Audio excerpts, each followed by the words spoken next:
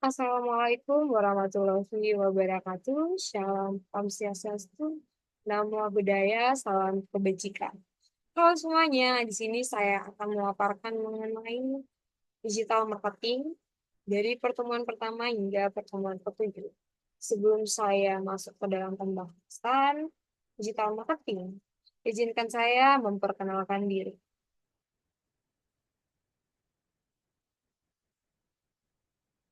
Perkenalkan, saya Mutiara Gracela Angel Benggao dengan NIM 722355019, asal kampus Universitas Negeri Medan, program studi Bisnis Digital, mata kuliah Digital Marketing dengan dosen pengampu yaitu Bapak Bambang Purnomo. Baik, untuk materi yang akan saya paparkan, bisa dilihat pada table of contents, yaitu ada 7 pokok pembahasan. Yang pertama ada why we learn about digital marketing. Yang kedua ada IoT dan big data. Ketiga ada social media. Keempat ada e-commerce. Kelima ada website. Dan keenam ada search engine optimization. Yang ketujuh ada affiliate marketing. Nah, kita masuk pada why we learn about digital marketing yang dibahas pada 3 subtopik, yaitu revolusi industri, konsep digital marketing, dan tujuan digital marketing. Masuk pada pembahasan revolusi industri. Revolusi industri itu diawali dengan industri 1.0 dan diakhiri dengan industri 4.0, di mana pada industri 1.0 itu memperkenalkan mesin produksi mekanis yang didukung oleh air dan uap. Industri 2.0 memperkenalkan jalur produksi massal yang didukung oleh energi listrik. Yang ketiga, industri 3.0, penggunaan elektronik dan pengembangan teknologi informasi lebih lanjut dan produksi otonom. Dan yang terakhir, ya, ada industri 4.0, yaitu berdasarkan siber, fisikal, dan sistem. Nah, masuk pada pembahasan konsep digital marketing, di mana berfokus pada penggunaan teknologi digital dan internet untuk memasarkan produk atau layanan. Ini mencangkup pada pemanfaatan berbagai platform digital seperti media sosial, mesin pencari, e-commerce, dan perangkat mobile. Konsep ini menekankan pada go digital business atau transformasi bisnis ke arah digital untuk mengoptimalkan operasi dan jangkauan pasar. Beberapa elemen kunci dari konsep digital marketing meliputi yaitu penggunaan media sosial atau kampanye digital dan interaksi dengan pasar. Kemudian ada optimasi mesin pencari SEO untuk meningkatkan visibilitas online. Yang ketiga ada pemanfaatan e-commerce sebagai saluran penjualan. Yang keempat ada kolaborasi dengan layanan pengiriman online. Dan yang kelima ada penggunaan smartphone untuk memperluas bisnis. Nah, tujuan digital marketing. Digital marketing bertujuan untuk mengoptimalkan dan mentransformasi bisnis di era digital dengan memanfaatkan teknologi dan platform online. Tujuannya mencakup memperluas jangkauan bisnis melalui smartphone dan media sosial, meningkatkan visibilitas online dengan SEO, mengintegrasikan layanan pengiriman digital, serta memanfaatkan big data untuk kampanye yang lebih efektif. Intinya, digital marketing berusaha memastikan bisnis tetap relevan dan kompetitif di tengah perubahan teknologi. Dengan strategi ini, perusahaan diharapkan dapat lebih efektif menjangkau dan melayani konsumen di era digital yang terus berkembang. Masuk pada pembahasan masyarakat era digital, Internet of Things, pengertian dan konsep big data, efisiensi pemasaran online, dan membuat iklan efektif menggunakan big data.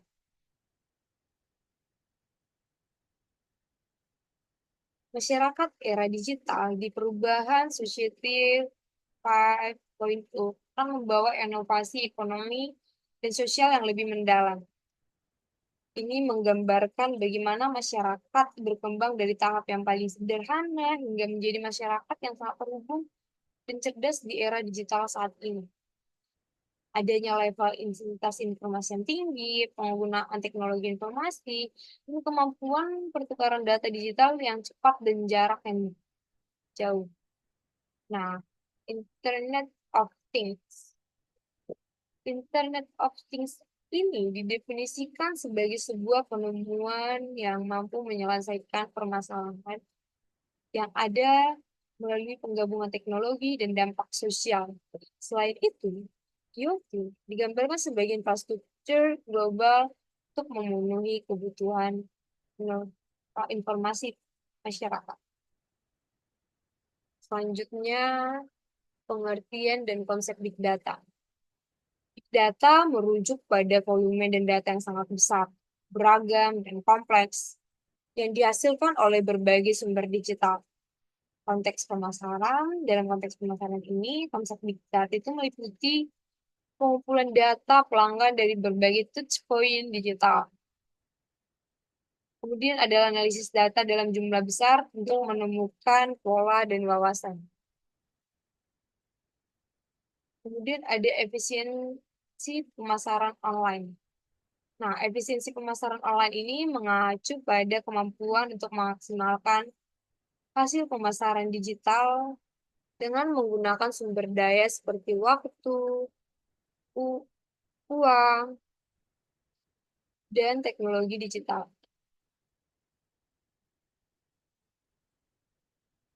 Untuk mengoptimisasi dan mengoptimalkan kampanye pemasaran, menargetkan audiens yang tepat, dan mengurangi pemborosan anggaran iklan.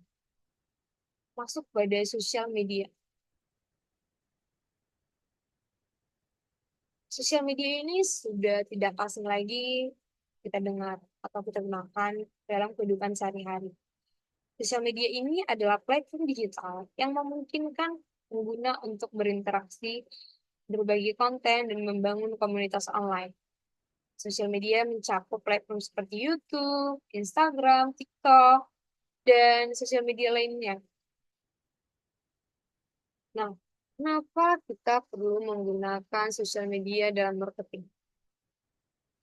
Yang pertama itu jangkauan yang luas. Sosial media ini memiliki basis pengguna yang besar dan beragam yang tersebar di berbagai kota, berbagai daerah, bahkan negara jangkauannya. Nah, untuk itu dapat engagement yang tinggi, memungkinkan interaksi langsung dengan audiens. Biaya efektif dibandingkan dengan media tradisional, sosial media ini lebih terjangkau. Kemudian targetisasi yang tepat memungkinkan segmentasi audiens yang lebih spesifik. Kemudian analisis real time, yaitu memberikan data dan insight langsung tentang performa campaign. Nah, kita dapat membangun brand, membantu untuk menciptakan citra dan kesadaran merek dengan adanya sosial media.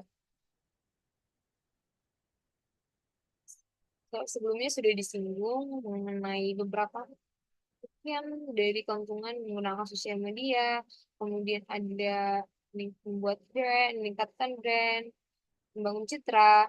Brand ini meningkatkan brand awareness itu benefit menggunakan sosial media, bantu memperkenalkan merek ke audiens yang lebih jauh, meningkatkan traffic website, sosial media dapat mengarah traffic ke website perusahaan.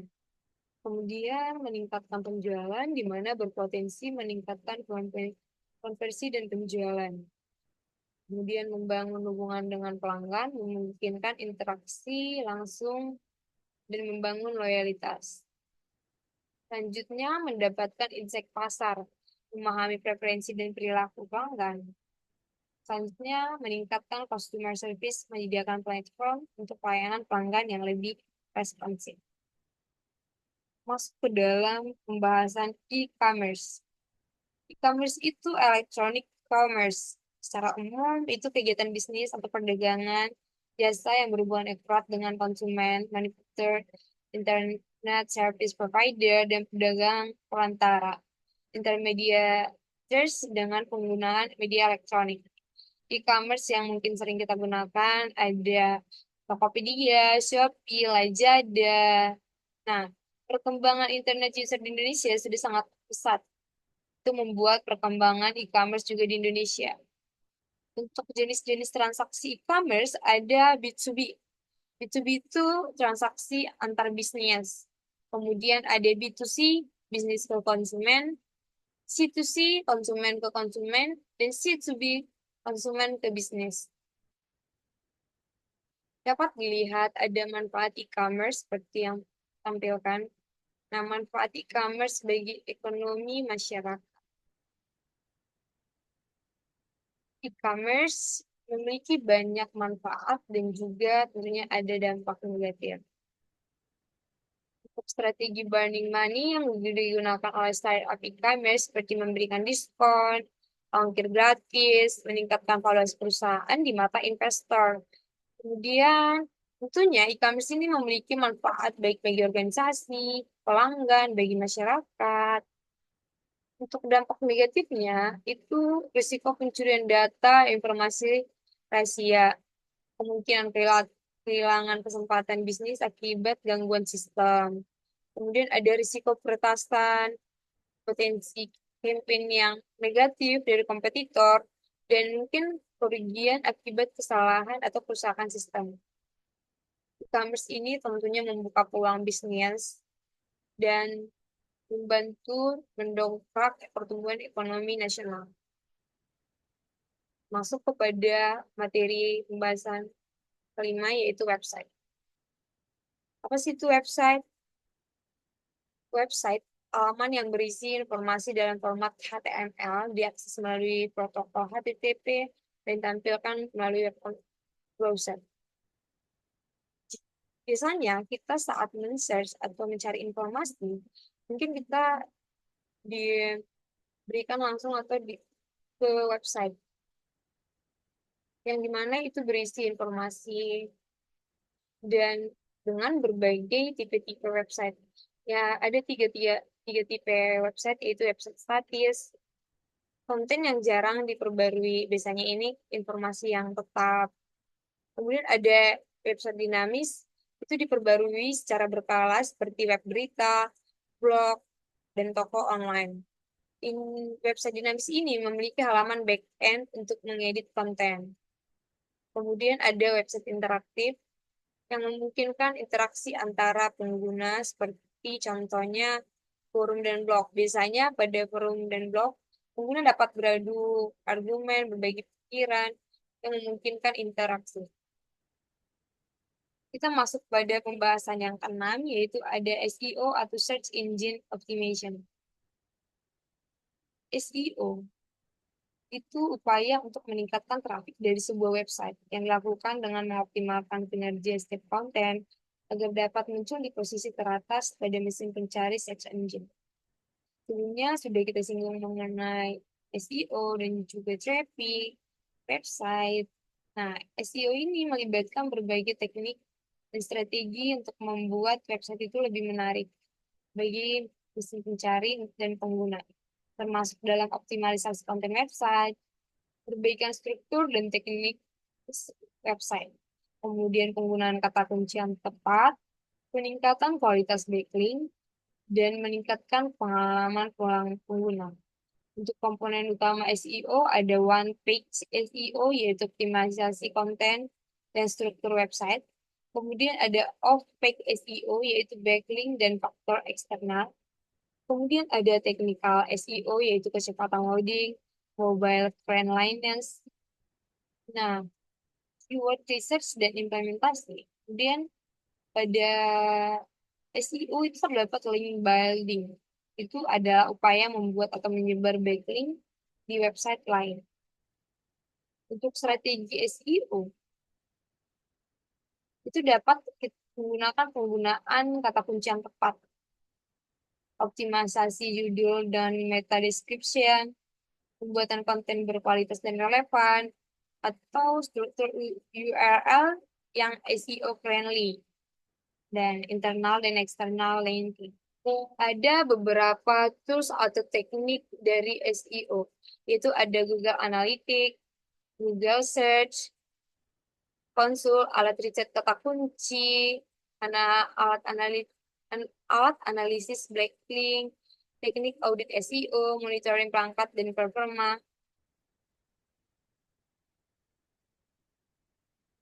Nah, selanjutnya kita masuk pada affiliate marketing.